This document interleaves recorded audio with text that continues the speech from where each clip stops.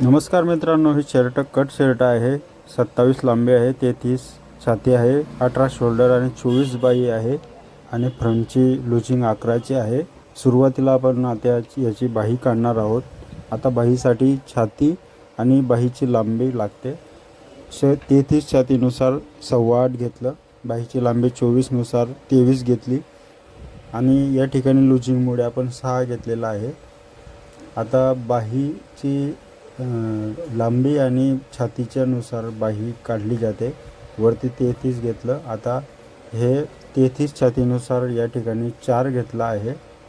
4वर निशाण मारल्यानंतर ही क्रॉस पट्टी मारून आपण सरळ खालचा भाग कापून घ्यायचा आहे आणि बाहीची लांबी कापायची आहे.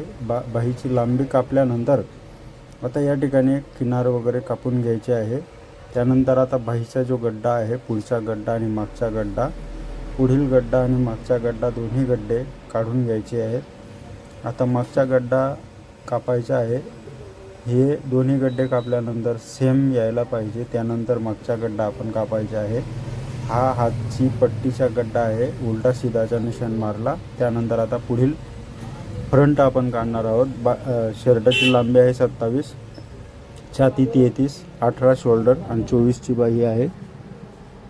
त्यानुसार आता शर्ट आपण कापणार आहोत.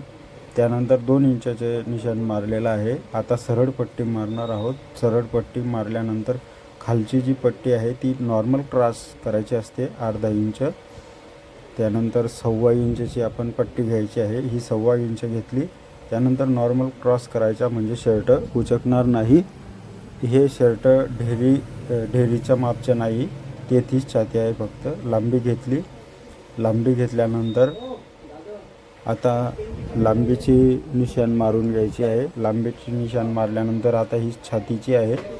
11च्या ठिकाणी आपण 11.5 घेतलं, 11.5 घेतलं दोन्ही ठिकाणी. आता छातीचं माप घेतलं, 8.25 असेल तर 8.25 घ्या. हे शोल्डरचे माप घेतलं. आता गळ्याचे माप घेतलं.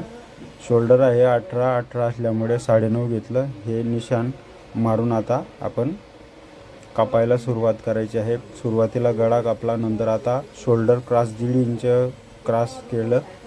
आता हे गोल राऊंड कापायचं आहे. लुजिंग असल्यामुळे छाती कमी आहे, पण शर्टाचे जे फ्रंट आहे तो मोठा आहे. आता हे नॉर्मल क्रॉस कापायचं, अर्धा इंच क्रॉस कापायचं. आता हे 2 इंचावर निशाण मारला आणि साईडला जो कट आहे तो कट जवळजवळ 2.5 पावणे 3 इंचचा घ्यायचा आहे. आता ही मागची बॅग काढणार आहोत. मागची बॅग पुढील फ्रंटनुसार 11.5 पुढचा फ्रंट आहे, तर मागची बॅग 11ची येईल. किनार काढून घ्यायची असते. त्यानंतर आता जिथं डाग वगैरे लागलेला असतो तो आपल्याला कटाईमध्ये काढून घ्यायचा असतो.